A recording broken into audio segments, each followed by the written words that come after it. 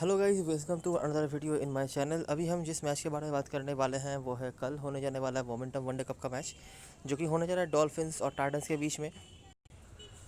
तो जैसे कि आपको पता ही है, सारे मैचेस ही अभी सेम ग्राउंड पे हो रहे हैं, तो कुछ ज़्यादा नहीं होगा नया कुछ बताने के लिए। मैं बिल्कुल ब्रीफली ये वीडियो बताऊंगा, जो भी छोटी मोटी चीज़ें होंगी नया बताने के लिए या फिर कुछ अलग, वही मैं आपसे शेयर करूंगा। ग्राउंड के बारे में क्या है, फिक्सचर के बारे में क्या है, ये सब कुछ हम दोनों टीमों का जो पहला मैच हुआ था, मतलब कुछ दिन पहले ही हुआ था, 9 जनवरी को हुआ था दोनों टीमों के बीच पहला मैच। तो उस वीडियो में ही मैंने सब कुछ बता दिया है, बस 4 दिन पुराना ही है।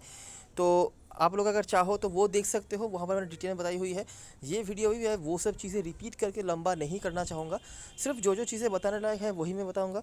और जो लग रहा है मुझे कि अलग हो सकता है, उसके बारे में ही मैं डिस्कस करूँगा यहाँ पे। सबसे बड़ा जो प्रॉब्लम हो सकता है कल के मैच में वापस, वो है बारिश के चांसेस, और काफ़ी बारिश के चांसेस हैं अभी तो मुझे दिख रहा है। बाकी कल क्या होगा पता नहीं। आपने देखा होगा कि लास्ट मैच भी ऐसे ही धुल गया था बारिश की वजह से, और लग तो रहा है कि फिर वैसे ही हमें देखने को मिलेगा। और सिर्फ कल नहीं, परसों और उसके बाद भी ऐसे ही वेदर हैं, तो देखना होगा क्या होता है आगे। आखिरी 5 T20 मैचेस में डॉल्फिन्स आगे है। डायरेक्टली आ जाते हैं, और मैं डायरेक्ट छोटे छोटे से ही मैं आपको समझाने की कोशिश करता हूँ कि क्या होता है जब ये दोनों टीमें आमने सामने होती हैं, जो चीज़ मैंने वहाँ पर ही बताया हुआ था। डॉल्फिन्स तो यहाँ पे डोमिनेटिंग रही है, और मैं ये बहुत सालों से कह रहा हूँ कि टाइटंस की टीम जो है ये बैटिंग डिपेंडेंट टीम है। तो जो भी जीत उन्होंने दर्ज करी है टाइटंस वालों ने, अपने बैटिंग के बलबूते पर ही जीत दर्ज करा है उन्होंने, और उनकी बैटिंग काफ़ी कंसिस्टेंट भी रही है। ठीक है। डॉल्फिन्स जो मैच हारे हैं, वो अपनी बैटिंग की वजह से हारे हैं। मतलब टाइटंस की बैटिंग हमेशा ही ठीक ठाक रही है। बाकी डॉल्फिन्स की बैटिंग कैसी हो रही है उसके ऊपर डिपेंड करा है मैच का रिजल्ट। ठीक है। एक और जो इम्पोर्टेंट चीज़ है कि डॉल्फिन्स का जोन ऑफ स्कोर क्या है वो देखने लायक होगा, और ये ट्रेंड आखिरी मैच में भी फॉलो हुआ था। ठीक है, तो देखते रहो। देखो, पहला मैच 300 रन बने। मैं बिल्कुल ब्रीफली समझाऊंगा, डिटेल में नहीं जाऊंगा। डॉल्फिन्स यहाँ पर बैटिंग कोलैप्स हो गया, तो वो मैच हार गए। यहाँ पे टाइटंस की तरफ से टॉप ऑर्डर से रन आए थे, जब टॉप 1 2 3 में से रन आए थे। ठीक है, यहाँ पर मुतुसामी और यहाँ से मक्कान्या, अच्छा मक्कान्या अभी टाइटंस की टीम में खेलते हैं, ये पहले डॉल्फिन्स के होकर खेलते थे। बाकी डाला, एल्गार, ये कुछ बॉलर्स थे। उसके बाद ये मैच भी टाइटंस जीती थी, यहाँ पर भी उन्होंने 300 का ओवर स्कोर बना दिया, यहाँ से भी टॉप 3 से रन आए, जहाँ पर थॉनिस डे ब्रुयन और वैन डियार जैसे प्लेयर्स के आपको दिख जाएंगे। ये कुछ बॉलर्स थे जिन्होंने एक एक करके विकेट निकाला। डॉल्फिन्स का यहाँ पर भी बैटिंग कोलैप्स हो गया, नीचे से फेलुक वायो, और ये कुछ बॉलर्स थे जिन्होंने एक एक करके विकेट निकाला था। बाकी जो प्लेयर्स रहे हैं वो अभी अवेलेबल नहीं है। अभी ये है 2 मैच जो टाइटंस ने जीता है, और दोनों ही मैच पे आप देख ही सकते हैं 300 का ओवर स्कोर बना, और टाइटंस बड़े ही आराम से जीती, और डॉल्फिन्स का बैटिंग भी कोलैप्स हुआ था। उसके बाद जो 3 मैचेस हैं लगातार डॉल्फिन्स जीती है। ठीक है, ये है पहला मैच, 39 ओवर का मैच हुआ था, 275। टाइटंस की बैटिंग यहाँ पर भी सही रही थी, फिर से टॉप ऑर्डर में से दोनों ओपन ऑर्डर रन बनाए, बाकी नंबर 4, नंबर 3 मिडिल ऑर्डर से भी रन आए, तो हर तरफ से रन आए, और 39 ओवर में 275 काफ़ी डिसेंट स्कोर होता है। लेकिन इस रन को भी निपटा दिया कौन? ग्रैंड रॉयल्सन। ग्रैंड रॉयल्सन जब से डॉल्फिन्स के लिए ओपनिंग करने आए हैं, इनका कुछ अलग ही लेवल पे चल रहा है। मतलब पिछले सीज़न में भी और इस सीज़न में आउट ऑफ फॉर्म थे, बिल्कुल आउट ऑफ फॉर्म थे 4 डे मैचेस में, लेकिन पहले के 2 मैच में जो कमाल उन्होंने करके दिखाया है, मुझे नहीं लगता अभी कोई हिम्मत भी करेगा इनको ड्रॉप करने का। तो जो भी हो, यहाँ पर रॉयल ऑप्शन के साथ जॉन डो नीचे से, नोटिस करो रॉयल ऑप्शन ओपनर और मिडिल ऑर्डर से जॉन डो। यहाँ पर भी आपने नोटिस करा होगा जो स्कोरर्स बन रहे थे, ओपनर में से एरवी और बाकी सारे middle order, lower middle order के बैट्समैन। यहाँ पर ओपनर एक, बाकी मिडिल ऑर्डर से मकानिया। सेकेंड लास्ट मैच, यहाँ पर भी डॉल्फिन्स की बैटिंग डिसेंट हुई, फिर से टॉप ऑर्डर से एरवी और रॉयल ऑप्शन तो रहे ही हैं, ये दोनों मतलब टॉप ऑर्डर से कंसिडर बनाते हैं। बाकी नीचे से एकरमैन और जॉन डो। अच्छा, जॉन डो के बारे में लोग बहुत जल्दी भूल जा रहे हैं, जॉन डो के बारे में भी मुझे कुछ चीज़ें बताना है, सुनते रहो बस। अच्छा, ये मैच जीत गई थी डॉल्फिन्स, 39 ओवर में उन्होंने 275 को भी क्रॉस कर लिया था। पिछले सीज़न में टाइटंस की बॉलिंग जो है हद ज़्यादा ख़राब हुआ था, तो उसी का फ़ायदा उन्होंने उठाया था, और बड़े ही आराम से उन्होंने चेस कर लिया। रॉयल ऑप्शन के यहाँ पर भी स्कोर थे, रॉयल ऑप्शन के यहाँ पर भी स्कोर थे, जॉन डो का यहाँ पर भी स्कोर था, जॉन डो का यहाँ पर भी स्कोर था, और ये कुछ बॉलर से जिन्होंने विकेट निकाले। टाइटंस ऑल आउट हो गई, लेकिन फिर भी आप कह सकते हैं 46 ओवर में 259 इज़ ए डिसेंट स्कोर, भले ही वो मैच हार गए हों। जहाँ पर मार्कराम के साथ मुंसामी और ये कुछ बॉलर्स से जो विकेट वगैरह निकाला था उन्होंने। और आखिरी जो मैच हुआ, जहाँ पर भी डॉल्फिन्स ने डिसेंट स्कोर खड़ा किया, रॉयल ऑप्शन यहाँ पर भी, लेकिन नीचे जो मिडिल ऑर्डर की जोन से हम रन देख रहे हैं ना, वो नाम यहाँ पे बदल गए। यहाँ पर आ गए फेलुक वायो, मुतुसमी, फ्राइडिंग। तो जॉन्डो का इस आखिरी मैच को छोड़ के उसके पहले 2 मैचेस में रन हैं।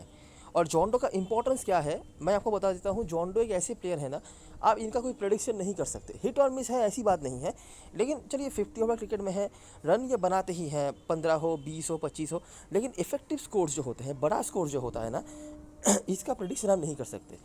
ऐसे किसी मैच में वो जाके रन बना देंगे जहाँ पर हो सकता है कोई उनके बारे में सोचे ही ना। ठीक है, जॉन डो का ये एक चीज़ है। और एक और चीज़ है जिसकी वजह से जॉन डो का इंपॉर्टेंस बढ़ सकता है, वो मैं आपको आगे बताऊंगा। तो नीचे से आप देख सकते हैं, बाकी नोटिस करो दूसरे जो ओपनर थे एक्करमैन, उनका भी कुछ खास नहीं था। मतलब 50 ओवर क्रिकेट में ऑफकोर्स 25-30 रन का तो कोई मैटर होता नहीं है उस तरह से, तो उस तरह से खास कुछ नहीं था। नंबर 3-4 पे वो जो बैट्समैन आए उनका भी कुछ खास नहीं, लेकिन नीचे से मुत्तुसामी, फ्राइलिंग, फिलुक मायो इन्होंने परफॉर्म करे। बॉलिंग में गिलियम बहुत ही बढ़िया बॉलिंग इन्होंने कराई थी, लेकिन पता नहीं मुझे क्यों कि इनके ओवर जो है ख़त्म नहीं करवाए गए थे। और टैंडो एंथनी ने आखिरी ओवर में आके 1 विकेट निकाला था, नहीं तो इनके खाते में भी 1 ही विकेट रहता। टाइटंस की बैटिंग यहाँ पर बहुत ज़्यादा ख़राब हुई थी। और टाइटंस का करंट स्क्वाड अगर आप देखेंगे ना, थॉर्निस डिब्रॉयन को छोड़कर एक भी बैट्समैन 4 डे मैचेस से नहीं आया है जो कि अच्छे फॉर्म पर रहा हो। 4 डे मैचेस में भी ये चीज़ हमने नोटिस करी थी, जो प्लेयर्स फॉर्म पर थे जैसे कि एडन मार्करम, डीन एल्गार, और भी कोई रहे होंगे, लेकिन उनमें से कोई भी अभी अवेलेबल नहीं है। ऑफकोर्स सिर्फ थॉर्निस डे ब्रुयन अवेलेबल है। हेनरी क्लासन भी थे जिन्होंने भी कुछ इनिंग्स अच्छे खेले थे, तो इनमें से सिर्फ थॉर्निस डे ब्रुयन अवेलेबल हैं। और थॉर्निस डे ब्रुयन ने भी नहीं कुछ हद तक मैं कहूँगा अच्छा स्टार्ट किया था। और नीचे से अगर थैंडो एंथनी और काइल अबॉट डिफेंस नहीं करते तो यहाँ पर आराम से वो ऑल आउट हो जाते और 196 या 190 तक भी नहीं बनता। 190 भी दूर की बात है, 160-170 के आसपास ही शायद ऑल आउट हो जाते वो। और यहाँ पर भी लीड किया था बॉलिंग से मुत्तुसामी के साथ मुंगरू ने, और रुआन डेशवार्ट जो उस मैच में हमारे लिए बहुत बड़े वाले पंट थे, उन्होंने 3 विकेट निकाला था, फ्राइडिंग के थे 1। तो यही एक लौता मैच है जहाँ पर टाइटंस की बैटिंग जो रही थी बिल्कुल ध्वस्त हो चुकी थी। ठीक है, लेकिन हिस्ट्री ये कह रहा है कि टाइटंस की बैटिंग हमेशा ही कुछ ना कुछ तो होता है उनकी बैटिंग में अच्छा खासा, भले ही वो मैच जीते या मैच हारे। अभी क्या है कि जैसे मैंने आपको बताया कि थॉरिस डे ब्रुयन को छोड़कर उस तरह से कोई भी हमें सही नहीं नज़र आए थे उस मैच पे भी और 4 डे मैचेस में भी। तो अभी सवाल ये है कि टाइटंस की बैटिंग में हम किस प्लेयर्स के ऊपर भरोसा कर सकते हैं जो कि इस ट्रेंड को लेके जाए, मतलब टाइटंस की बैटिंग से जो अच्छा परफॉर्मेंस उसका ट्रेंड। ठीक है, उसके बारे में हम यहाँ पे बात करेंगे। रिकॉर्ड्स भूल जाओ, क्योंकि रिकॉर्ड में जिनके नाम हैं उनमें से कोई भी अवेलेबल नहीं है। बॉलरों में से सिर्फ डाला और फ्राइलिंग, बैट्समैनों में से कोई अवेलेबल नहीं है। ग्राउंड की बात छोड़ देते हैं। अच्छा, अभी इस ग्राउंड में जो मैचेस होते हैं यहाँ पर भी मैं बता चुका हूँ कि यहाँ पे दो रन ज़्यादा बनते नहीं हैं। 250, 260, 280 मैक्सिमम जो कि विनेबल स्कोर भी है। हाँ, अगर बीच में एक आध बड़ा शतक आ जाए तो 300 के ऊपर भी बन जाता है। डॉल्फिन्स के यहाँ पे अच्छे परफॉर्मेंसेस रहे हैं हिस्टोरिकली। आप देख सकते हो 2017 से अगर मैच देखें, देखो 344 उसको डिफेंड भी कर लिया। उसके बाद ये मैच वो हारे थे, वैसे 262 यहाँ पर ही बना था जहाँ पर रॉयलप्सन के रन थे, एक्करमैन के रन थे। एक्करमैन को टीम अभी बर्बाद कर रही है। ठीक है, इनके पास इनके बेंच में 1-2 ओपनर्स बैठे हुए हैं, अगर वो चाहे तो उनसे ओपनिंग करवा सकते हैं, लेकिन एक्करमैन को ओपनिंग भेज रहे हैं और जो कि बिल्कुल भी कंफर्टेबल नहीं नज़र आ रहे हैं।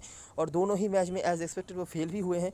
अभी देखना होगा टीम ऐसे ही करती है या फिर कोई चेंज वगैरह करती है कि अगर फिर से एक्करमैन ओपनिंग करने आ गए तो फिर से वो हमारे लिए अवॉइडेबल प्लेयर हो जाएंगे। नहीं तो काफ़ी डिसेंट परफॉर्मर हैं वो लॉन्गर फॉर्मेट, मतलब इस तरह के क्रिकेट में, जो कि वो मैच हार गए थे। टाइटंस अभी तक उनके खाते में जीत कोई दर्ज नहीं हुई है।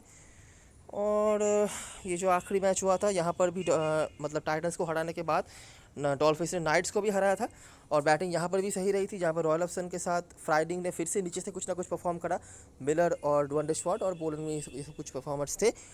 एक चीज़ जो आप नोटिस कर सकते हैं दोनों मैच में जो हमने देखा, ये जो आखिरी हेड टू हेड मैच था, ठीक है, सेकंड इनिंग्स में मुत्तुसामी जो एक स्पिनर थे जिन्होंने 2 विकेट निकाला, और आखिरी जो मैच हुआ था ओवरऑल यहाँ पर भी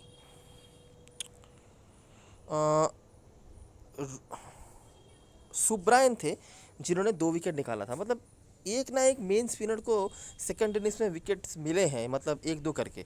मतलब अभी भी जो चीज़ मैंने बिल्कुल डे 1 में मोमेंटम वनडे कप का कुछ भी शुरू होने से पहले मैंने आपसे वीडियो में साउंड में शेयर किया था, एक साउंड मैंने आपसे शेयर किया था, वहाँ मैं बताया था कि हो सकता है कि ये पिच कुछ दिन बाद से स्लो होना स्टार्ट कर दे। अभी क्या है कि बीच में कुछ दिन गैप गया है, तो जो स्लोनेस आना चाहिए था अगर लगातार मैचेस होते तो वो शायद अभी नहीं होगा। लेकिन एक चीज़ जो ऑब्जर्वेबल है कि सेकेंड इनिंग्स में एक ना एक स्पिनर को तो बंचेस में विकेट मिले हैं। बंचेस मतलब 1-2, इससे ज़्यादा नहीं। तो अभी भी उस तरह का तो मतलब स्लोनेस आया नहीं है, लेकिन आने वाले दिनों में ये चीज़ भी आपको ऑब्जर्व करने को मिल सकता है। अगर कल भी मैच नहीं होता है तो फिर से एक दिन का रेस्ट मिल जाएगा, तो शायद वो स्लोनेस जितना आ रहा था वो नहीं रहे, लेकिन ये सब चीज़ें हैं। अच्छा, हाँ, तो यही कुछ चीज़ें हुई हैं, ज़्यादा बातें करके कोई फ़ायदा नहीं है। प्लेइंग 11 बताने से पहले मैं जो चीज़ें हमने ऑब्ज़र्व करी है मैं ये समराइजेशन पे डायरेक्टली आपको ले जाता हूँ। तो ये फिक्सचर जो है लो स्कोर्स हमें देखने को नहीं मिले हैं, जैसे कि आपने देखा भी है। सबसे कम जो बना है वो डॉल्फिन्स की तरफ से बना है, क्योंकि देखिए डॉल्फिन्स की जो टाइटन्स की जो बॉलिंग है वो इतनी अच्छी तो है नहीं कि डॉल्फिन्स जैसे टीम को वो कम रनों पे ऑल आउट कर दे। तो डॉल्फिन्स ने रन बनाया है। अब टाइटन्स का स्ट्रेंथ भी बैटिंग है, तो वहाँ से भी रन बने हैं, दोनों तरफ से रन बनते हैं। अभी किसका रन ज़्यादा बनेगा उसके ऊपर मैच का रिजल्ट डिपेंड करता है। डॉल्फिन्स की तरफ से मेन जोन, अभी ये चीज़ नोटिस करो, डॉल्फिन्स की तरफ से मेन जोन ऑफ स्कोर है मिडिल ऑर्डर और लोअर मिडिल ऑर्डर।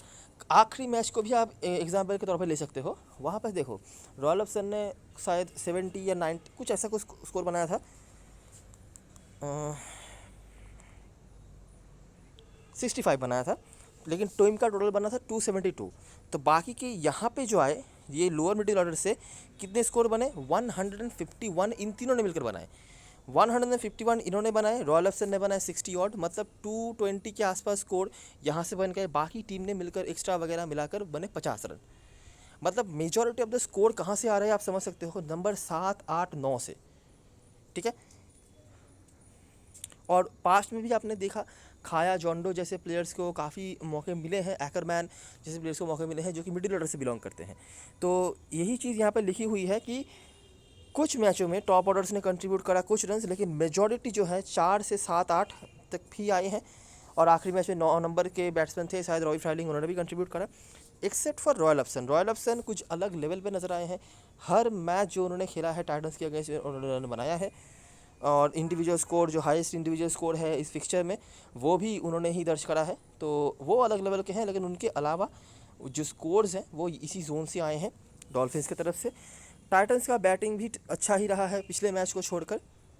आपने देखा चाहे वो मैच हारे चाहे वो मैच जीते, हमेशा डिसेंट बैटिंग उन्होंने करी हुई है, और इसीलिए 2 बार 300 और 1 बार 350 तक भी स्कोर उन्होंने खड़ा किया है।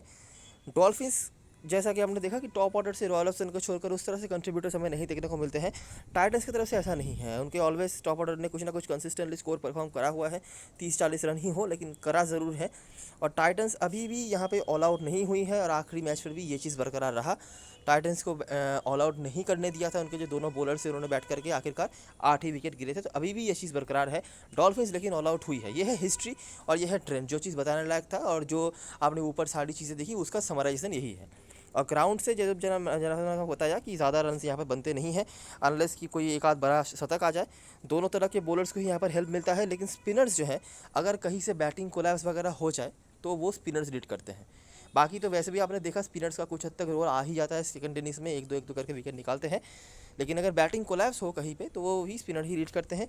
और majority of the times bat first won here unless anything less than 200, ये आपने आखिरी 2 मैच में भी फॉलो करा हुआ होगा। और प्लेइंग 11 की बात करें तो यहाँ पे जो चेंज होना चाहिए डेफिनेटली होना चाहिए। मुझे लगता है कि एकरमैन को अगर सही से खिलाना है तो इनको ओपनिंग से हटा दो, ठीक है। इनको ओपनिंग से हटा के मिडिल ऑर्डर में कहीं से फिर अगर हो जाए तो ले आओ। मोतुसामी ने 4 डे मैचेस में ओपनिंग करी हुई है, तो इनको एक बार ट्राई किया जा सकता है। यहाँ पर एरलांग का ऑप्शन है बेंच में, इनके बारे में मैंने डे 1 में भी बताया था।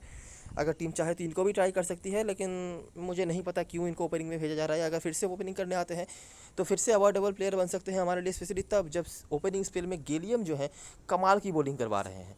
रॉयल ऑप्शन को तो आप मिस नहीं कर सकते, वैसे भी कीपर सेक्शन में होंगे, लेकिन एकरमैन मुझे लगता है फिर से शिकार बन सकते हैं गेलियम के उस स्पेल का। गेलियम का नहीं तो भले ही तो उनके किसी पार्टनर का, एक पार्टनर बॉलर का भी वो शिकार बन सकते हैं, वो जो प्रेशर गेलियम क्रिएट करेंगे उसके बाद। टाइटन्स की तरफ से बताया जाए जो प्लेयर्स हैं जिनके ऊपर आप मतलब ट्राई कर सकते हो, अगर टाइटन्स को जो ट्रेंड है वो फॉलो करना है, मतलब टाइटन्स की बैटिंग जो अच्छी होती है वो फिर से उनको बरकरार रखना है। देखिए थॉयनिस डेब्रान तो मैंने बता ही दिया।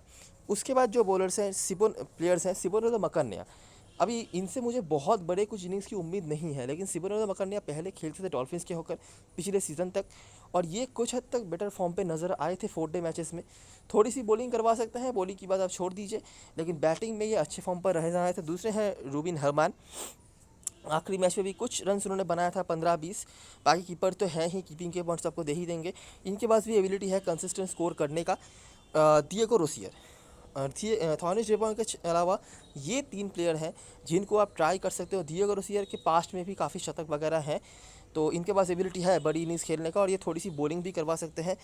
इसके सिवाय मुझे और कोई ऑप्शन नज़र नहीं आ रहे हैं। बाकी जो यहाँ तक हैं ये तो पूरे ही बॉलिंग या बॉलर्स या बॉलिंग ऑलराउंडर्स हैं। बॉलिंग स्ट्रॉन्ग करने के चक्कर में सारे ही बॉलिंग ऑलराउंडर्स डाल दिए हैं इस बार तो टाइटंस वालों ने। ग्रैंड थॉम्सन पिछले सीज़न में अच्छे फॉर्म पर थे, लेकिन इस सीज़न में उसके आसपास भी नहीं नज़र आ रहे हैं, तो यही एक दिक्कत वाली बात है। तो ये कुछ चीज़ें हैं, अगर आप चाहो तो ट्राई कर सकते हो। देखो मुझे अभी भी लग रहा है कि जिस तरह से डॉल्फिन्स पिछले मैच पे उन्होंने बॉलिंग कराई थी, मतलब मुझे लगता है 150 के आसपास उन्होंने 8 विकेट निकाल दिए थे। ज़रूरी था वहाँ से कि वो अगले 15-20 रन के अंदर 2 विकेट निकाल लें, लेकिन वो ऐसा नहीं कर पाए, इवन ऑल आउट भी नहीं कर पाए। तो ऐसी कोई बात तो नहीं है कि उनकी बॉलिंग प्लेएबल थी नहीं, ठीक है। तो अगर संभल के खेल के वो बॉलर्स 25-30 रन करके बना सकते हैं तो बैट्समैन क्यों नहीं। तो आप बिल्कुल कॉन्सिडरेशन में नहीं रख सकते टाइटंस के बैटिंग को, नहीं ये तो फेल होंगे ही, ठीक है। तो मैं आपसे यही कहूँगा कि थोड़ा सा अलग हट के अगर आप ट्राई करना चाहो तो कर सकते हो, स्पेशली टाइटंस के बैटिंग के साथ। और बॉलिंग में ऐसी कोई बॉलिंग मुझे स्ट्रेंथ तो नज़र नहीं आई है पिछले मैच पर जहाँ से मैं कुछ कह सकूँ। थैंडो एंथनी ऑफ कोर्स काफ़ी अच्छे नज़र आए थे, और पिछले सीज़न में जब उन्होंने डेब्यू करा था कोबरास के होकर, वहाँ पर भी उन्होंने अच्छा करा था, और अभी भी अच्छा ही लग रहा है उनका, और इसीलिए उनको डेथ ओवर में दिया भी गया था, सही है। लेकिन बाकी कोई मुझे उस तरह से नज़र नहीं आए हैं। काइल अवॉर्ड भी नहीं, अगर वो बैटिंग से कुछ नहीं करते तो कुछ भी कंट्रीब्यूशन नहीं था उनका। तब शामसी भी नहीं, और जूनियर डाला तो बहुत समय से फॉर्म पे नहीं है। तो इसीलिए बॉलिंग में जो है मुझे कुछ खास भरोसा नज़र नहीं आ रहा है, लेकिन मुझे लगता है टाइटंस की बैटिंग के साथ आप एक्सपेरिमेंट कर सकते हो, ठीक है। कैप्टन वाइस कैप्टन चॉइस की बात करें, फिलहाल सिलेक्शन परसेंटेज के हिसाब से यही प्लेयर्स हैं। ग्रैंड थॉम्सन, थॉनिस डेब्रॉन, इनको सभी टीम में रखेंगे। हार्डली थॉनिस डेब्रॉन के लोग कुछ बना भी सकते हैं, चांस कम है, लेकिन अगर कोई अलग करना चाहे तो ये कर सकता है। लेकिन बाकी कोई प्लेयर्स के ऊपर मुझे नहीं लगता कोई भी चांस भी लेगा। डॉल्फिन्स के होकर रुआन डेशवार्ड और फेलुक बायो अभी सेफेस्टिक में है। रुआन डेशवार्ड कंसिस्टेंटली पॉइंट स्कोर कर रहे हैं और काफ़ी एबल प्लेयर हैं, और इस सीज़न के ब्रेकआउट स्टार भी बन सकते हैं रुआन डेशवार्ड। प्रॉपर बॉलिंग बैटिंग दोनों ही करवा रहे हैं। एक ही प्रॉब्लम है कि बॉलिंग इनको काफ़ी लेट भेजी जाती है, और बैटिंग में भी इनके यूजुअल जो पोजीशन है नंबर 5-6 का, उससे काफ़ी ऊपर भेजा जा रहा है, लेकिन ठीक ठाक कर रहे हैं अभी तक तो। उसके बाद रॉयल ऑप्शन मुतुसामी और फ्राइलिंग। इस मैच में सबसे बड़ा जो इशू आपके लिए होने वाला है वो है ऑलराउंडर सेक्शन में। अगर आप सेफ जाओगे, बिल्कुल स्ट्रेट फॉरवर्ड जाओगे, तो हो सकता है कि आप कुछ इंपॉर्टेंट पॉइंट्स को मिस कर दो, और अगर आप रिस्क लोगे तो ऑफकोर्स आपको पता ही है वो रिस्क होगा। तो देख लेते हैं किस तरह से थोड़ा एक्सपेरिमेंट करके लॉजिकली सही टीम हम फॉर्म कर पाते हैं। तो अभी एक बार देख लेते हैं ड्रीम 11 की टीम। तो ये मेरा बेसिक स्ट्रक्चर है 9 प्लेयर्स का, जिनमें से ये जो हैं ये सबके टीम में होंगे। गेलियम को मेरे को चाहिए, मुझे पता है और कुछ हो या नहीं हो, गेलियम मेरे को कंसिस्टेंट जो है पॉइंट स्कोर करके देंगे। एक तो इनकी बॉलिंग काफ़ी अच्छी हुई है, और ये बैटिंग भी अच्छी खासी कर लेते हैं। जैसी हालत है टाइटंस के बैटिंग की, इनको प्रॉपरली बैटिंग तो मिल जानी है, तो मुझे इनसे उम्मीद है कि कंसिस्टेंट पॉइंट जो है स्कोर करके देंगे। वैसे भी टाइटंस के बॉलिंग में मुझे खास कुछ भरोसा नहीं है। तबरेज शामसी को मैंने रखा है क्योंकि ये लेग स्पिनर हैं, और ये ऐसे बॉलर हैं, मतलब ये मिसेबल प्लेयर नहीं है, ठीक है। लेग स्पिनर्स को आप इस तरह की कंडीशन में कभी भी अंडर एस्टिमेट नहीं कर सकते। जिस दिन आप करोगे उस दिन ये आपको बर्बाद कर देंगे, ख़त्म कर देंगे। तो बिल्कुल भी नहीं, यहाँ पे तो मैं रिस्क लेने वाला हूँ नहीं। और वैसे भी अगर आप बॉलरों से बात करोगे डॉल्फिन्स की तरफ से, तो सिर्फ मुंगरू ही अवेलेबल हैं, और शायद बाटमन को शायद ही कोई लेगा, और मुंगरू कुछ हद तक लोग शायद सुब्रान की तरफ भी जा सकते हैं, लेकिन मुझे नहीं लगता ज़्यादा कोई इफेक्ट उनका आएगा। अगर सेकेंडरी लिस्ट में आप चाहो तो ले सकते हो। जॉन डो को मैंने रखा क्यों है आपको मैंने दिखा दिया है। एक पिछला मैच छोड़कर उसके पहले 2 मैच में उन्होंने रन बनाया। एक चीज़ तो ये, दूसरी बात ये कि ट्रेंड यह कह रहा है कि middle order lower middle order से परफॉर्मेंस आता है डॉल्फिन्स की तरफ से, उसी वजह से जॉन डो के अगर आपको नहीं लेना है तो आप डिएगो रोसियर मेरे लिए सेकंड ऑप्शन होंगे। मैं फिर भी एकरमैन के साथ नहीं जाना चाहूँगा, जो जनता कर रही है, अगर ये ओपनिंग करने आते हैं फिर से, ठीक है। ऑफ कोर्स सामने टाइटंस की बॉलिंग है, लेकिन सामने गेलियम भी है। मुझे टाइटंस की बॉलिंग पे भले ही भरोसा ना हो, लेकिन गेलियम के ऊपर मुझे भरोसा है, इसीलिए मैं एकरमैन को तो नहीं रखूँगा। बाकी रोसियर और जॉन डो में से आपका चॉइस। ऑलराउंडर सेक्शन में बात करते हैं, और यही है जो आपका मैच हरवाएगा या जितवाएगा, ठीक है। देखो रुआन डेशवार्ड और गेलियम मेरे लिए मस्ट हैव हैं। बाकी ऑप्शंस की बात करें, पेहलुक बायो मेरे लिए तीसरे सबसे इंपॉर्टेंट प्लेयर होने वाले हैं, क्योंकि इनका जितना मैंने ऑब्जर्व करा है डॉल्फिन्स के टीम में इनका रोल बहुत इंपॉर्टेंट होता है, और ये हमेशा ही स्टैंड आउट परफॉर्मर रहे हैं, ठीक है। और यहाँ पे पिछले मैच में भी उन्होंने परफॉर्म करा हुआ है, उसी वजह से मुथुसामी को बहुत लोग लेने वाले हैं, लेकिन मुथुसामी का जितना ऑब्जर्वेशन मेरा है कि वो जनरली एक बॉलिंग ऑलराउंडर के तौर पर ही यूज़ होते हैं, ठीक है। भले ही उन्होंने बैटिंग से अच्छी करी है, मैं कुछ भी इनसे वापस नहीं ले रहा, अगर मेरे पास स्पॉट रहता तो मैं इनको ज़रूर लेता, लेकिन अगर मुझे फिल्ट्रेशन करना पड़े तो मैं फेलुक बाई और मुथुसामी में से अगर एक को लूँगा तो फेलुक बाई को ही पहले लूँगा। बाकी ऑप्शंस में से उसके बाद मेरे पास मकन्या का ऑप्शन है और फ्राइलिंग का ऑप्शन है। फ्राइलिंग को मैं इसलिए नहीं लेना चाहता क्योंकि फ्राइलिंग का मेजोरिटी ऑफ द पॉइंट जो है बॉलिंग से आएगा, ठीक है। इकोनॉमी का बोनस ये मुझे देके जाएंगे, ये मैं पकड़ के चल सकता हूँ, एक दो मेडल्स भी देके जाएंगे, ये भी पकड़ के चलो। बैटिंग ये बहुत कंसिस्टेंट तो नहीं है, ज़रूरी नहीं हर मैच पे 15 बॉल पे 30 रन बना के दें। अगर मैं बैटिंग को इग्नोर करूँ तो अगर ये एक दो विकेट ले भी लेते हैं ना, तो 2 विकेट के 50-60 पॉइंट मैं मैनेज कर सकता हूँ अगर मेरे बाकी प्लेयर सही से चल गए तो, ठीक है। तो यहाँ पे आप क्या कर सकते हो, फेलुक बायो और मुथुसामी में से एक को लो। मकन्या बहुत बड़ा रिस्क होगा अगर आप मैनेज कर पाओ, और फ्राइलिंग में से एक को लो, ठीक है। मैं मेरा पर्सनल ऑब्जर्वेशन बताऊं तो मकन्या को मैं लूँगा और फेलुक बायो को मैं लूँगा, ठीक है। और बैट्समैन सेक्शन से शायद मैं यहाँ पर जॉन्डो को ले लूँ। इसका मतलब क्या हो गया, देखो रॉयल ऑप्शन तो वैसे भी है, मिलर है, जॉन्डो है, तो मिडिल ऑर्डर में मेरा बैटिंग सॉर्टेड हो गया। उसके बाद थोड़ा सपोर्ट करने के लिए फेलुक बायो भी है, रुआन डेशवार्ड तो डिफ़ॉल्ट पिक है, इनका बात छोड़ ही दो आप। तो ज़रूरत नहीं पड़ा मुझे Muthusamy and Frylinck as a batsman, सही है। और यहाँ से मैंने गेलियम को रखा है, थॉनिस डे ब्रुयन को रखा है। गेलियम बॉलिंग से भी कुछ कर देंगे, और स्ट्राइक बॉलर्स मेरे लिए हैं मुंगड़ू और यहाँ पर फेलुक बायो भी हैं। और मकन्या, क्योंकि बैटिंग का जो हालत है टाइटंस का, किसी ना किसी को तो मिडिल ऑर्डर में एंकर करना पड़ेगा, तो उसी तरह से मकन्या बेटर फॉर्म पर थे, अपने पुराने टीम के अगेंस्ट में भी खेलेंगे, तो इसी वजह से अगर आप चाहो मकन्या के जगह पर रूबिन हरमान को भी ट्राई कर सकते हो। रूबिन हरमान आपको बोनस में कीपिंग के पॉइंट देखे जाएंगे, जो भी मिलेगा, ठीक है। तो यही कुछ चीज़ें हैं। कैप्टन भास्करन चॉइस की बात करें, सिलेक्शन परसेंटेज के साथ ही जाना बेटर होगा अगर आप टीम में एक्सपेरिमेंट्स कर रहे हो तो। और अगर आप सेफ देख रहे हो तो यहाँ पर रुआन डेशवार्ड है, इसके अलावा गेलियम सेफर वाइस कैप्टन के चॉइस बन सकते हैं। रॉयल ऑप्शन बहुत अच्छे पॉइंट हो सकते हैं कैप्टनसी के लिए, लोग शायद इतना रिस्क नहीं ले, लेकिन कीपिंग के पॉइंट्स भी आपको कमाल के दे रहे हैं, बैटिंग तो अच्छा कर ही रहे हैं। और टाइटंस की तरफ से देखना है तो थॉनिस डे ब्रुयन वन मैन, जिनका नाम मुझे मेरे दिमाग में आ रहा है। मकन्या को टीम में रख लेना, कैप्टन भास्करन भले ही ना बनाओ। थॉनिस डे ब्रुयन के पास एबिलिटी है बड़ी इनिंग्स खेलने का। और डिएगो रोसियर एक और बहुत बड़े पंड, अभी भी लोग इनको उस तरह से कंसिडर नहीं कर रहे हैं, लेकिन जो भी पिछले सीजनों में खेल के आ रहे हैं मोमेंटम वनडे कप, इनको पता होगा डिएगो रोसियर की एबिलिटी क्या है। बॉलिंग नहीं करवा रहे हैं, अगर करवाते तो और भी बेटर पॉइंट स्कोरर हो सकते थे, लेकिन इनके पास एबिलिटी है बड़ा इनिंग्स खेलने का, ठीक है। थोड़ा सा एक्सपीरियंस अगर आप नहीं करोगे स्ट्रेट फॉरवर्ड टीम बना के, मुझे नहीं लगता कोई फ़ायदा होने वाला है। और सबसे पहली बात तो मैच हो जाए, क्योंकि वहीं पे मुझे सबसे बड़ा डाउट है, अगर सब कुछ सही रहता है तो देखना होगा क्या होता है। बाकी सारी अपडेट्स के लिए आखिरी मोमेंट पे जो भी मिलेगा वो आपको टेलीग्राम चैनल पे ही मिलेगा, उसका लिंक जो है डिस्क्रिप्शन बॉक्स में होगा, ज़रूर ज्वाइन हो जाना, सब कुछ फ्री में है, सब कुछ आप ही के लिए है। तब तक के लिए best of luck for this match and goodbye for now.